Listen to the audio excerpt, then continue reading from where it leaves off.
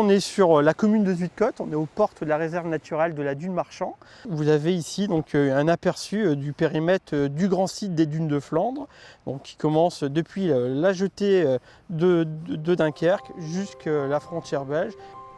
Avec ses 3000 hectares d'espace naturel, les dunes de Flandre cochaient toutes les cases pour devenir le 23e grand site de France.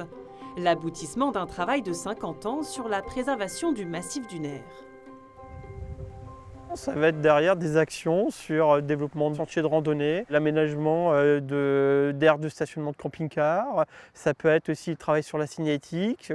Ça va être derrière des travaux pour requalifier des aires de stationnement. Ça va être le développement d'activités de loisirs dans le respect du site. Voilà, c'est très multiple en termes d'action.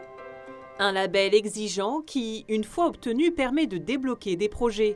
Exemple avec la ferme nord de Zuydcote, réhabilitée d'ici 2 ans en maison d'accueil du grand site des dunes de Flandre. Si c'est propre, au moins on voit toutes les zones qui ont été faites. Sur le terrain, c'est aussi un défi. Dunes de Wulf, les éco-gardes travaillent à la restauration des habitats dunaires. Ici, c'est le but du jeu, c'est toujours de lutter contre l'embroussaillement. Si on ne faisait rien dans les dunes, on aurait ceci. Aubépine, 3 ou 4 mètres de hauteur, on perd de la biodiversité.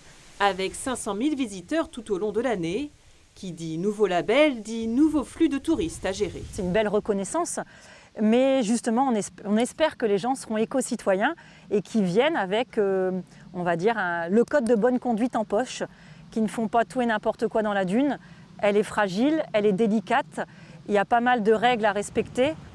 Le cran des cales et son accès plage réaménagé, un exemple des actions menées pour préserver le territoire des Deux Caps, labellisé Grand Site de France en 2011 avec la baie de Somme.